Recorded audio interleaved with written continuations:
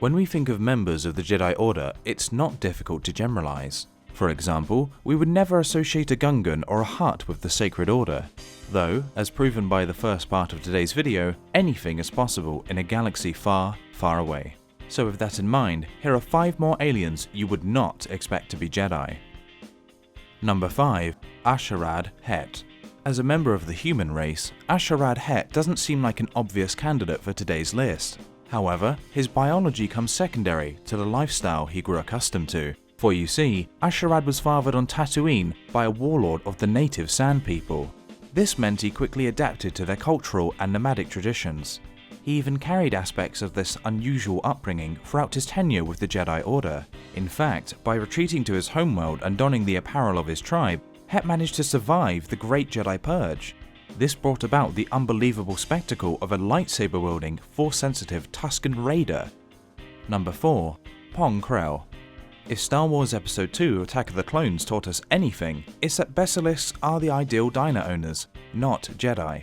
Sure, they have plenty of arms, but someone like Dexter Jettster just doesn't look like a traditional member of the Sacred Order. Yet Pong Krell had other ideas, as he was the only known member of his species to become a Jedi. Not only that, he managed to attain the ranks of Master and General respectively. This made him an invaluable leader whose priorities lay with the safety of his men in mind. Or so you would think.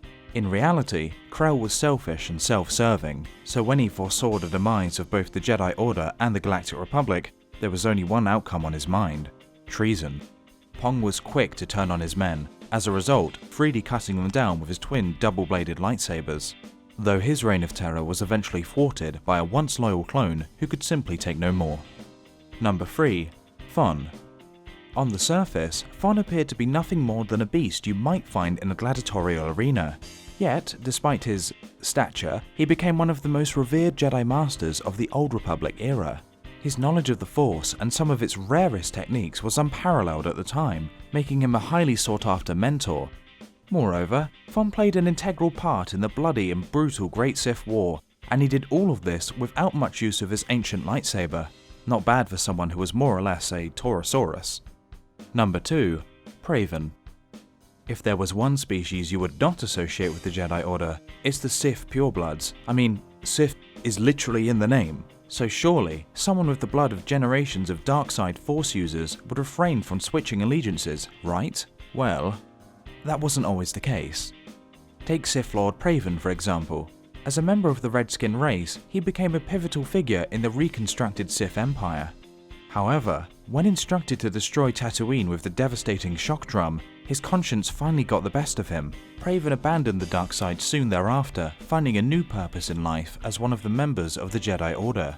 What's more, the Padawan went on to serve the Republic military throughout the 3641 BBY defense of Corellia. Number 1. Ikrit. With the video from a couple weeks ago and today's combined, we've now covered all kinds of unusual alien Jedi, from Wookiees and Ewoks to Jawas and Tusken Raiders. So, one would only presume that the well for unique Force-sensitive races has run completely dry. But let's not forget a certain Kosher Bun Jedi Master. For those who don't know, the Kosher Bun were essentially a cross between a cat and a rabbit. This unbelievable yet amiable combination gave them the appearance of regular pets, though the Force-sensitive of the species were anything but. Ikrit was one such cute but deadly creature. In fact, he was moulded from a young age by none other than Yoda himself. Ikrit was able to use this experience to shape the rest of his life, and nothing was more than fundamental in the maturity of Anakin Solo and Tahiri Vela. He even participated in the Yuuzhan Vong War. If that doesn't make Ikrit worthy of topping today's list, then I don't know what will. Know of even more Force-sensitive aliens you would not assume were Jedi? Let us know in the comments below. If you learnt something new from today's video, be sure to leave a like. And for weekly countdown content, press that subscribe button and notification bell to keep it locked here to the Cancrozans.